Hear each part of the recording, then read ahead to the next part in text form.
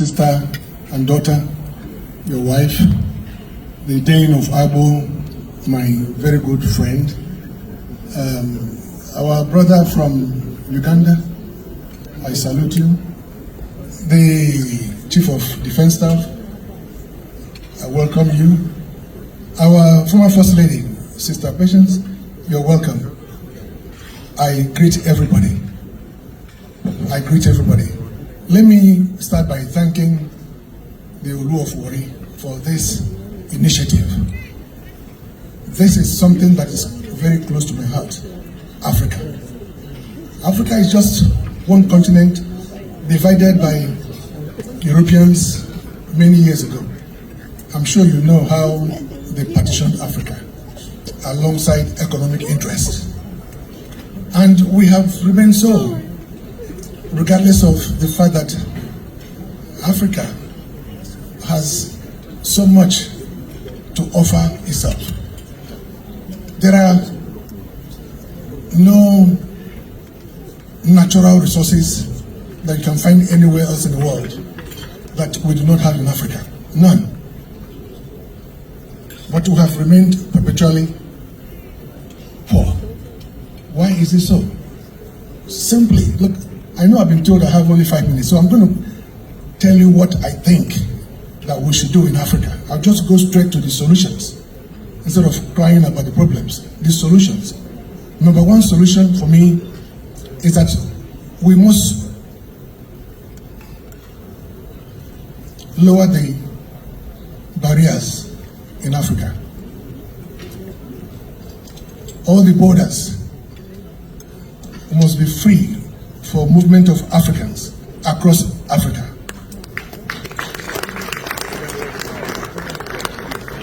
Number two, we must learn to develop some technologies that will enable us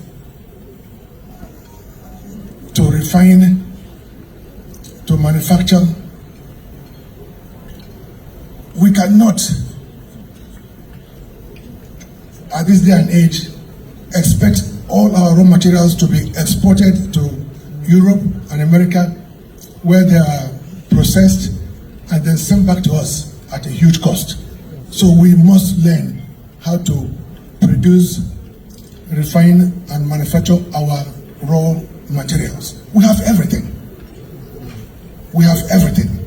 In other words, I look forward to an Africa where there is a prohibition of the importation of foreign goods. When I mean foreign, that's outside Africa. If we have the ability to manufacture everything that we need, I can assure you that jobs will be created here. A lot of value will be added to those raw materials into finished products. We don't need to import anything.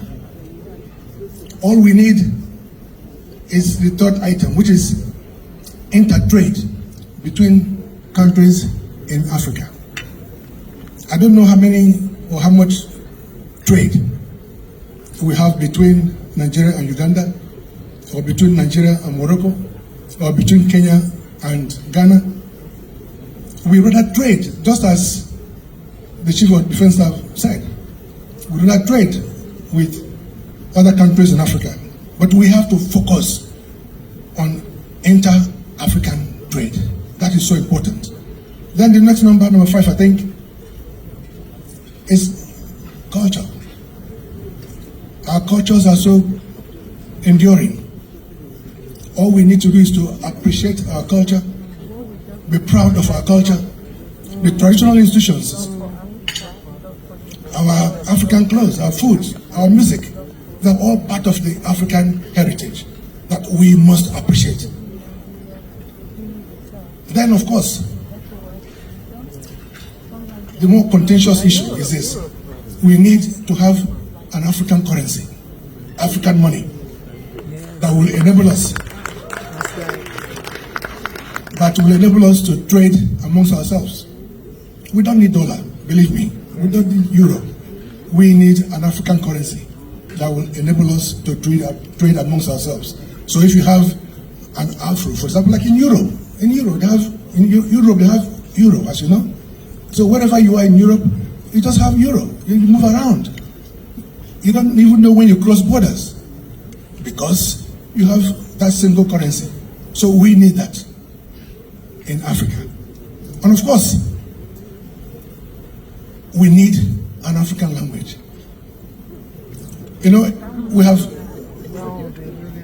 watched the practitioners introduce English, introduce French, introduce German, introduce Italian. But we have many people that speak different languages in Africa. Swahili is a beautiful language. Many people speak Swahili in Africa. Hausa is a beautiful language. Many people speak Hausa beyond Nigeria. We have Arabic language spoken in Northern Africa.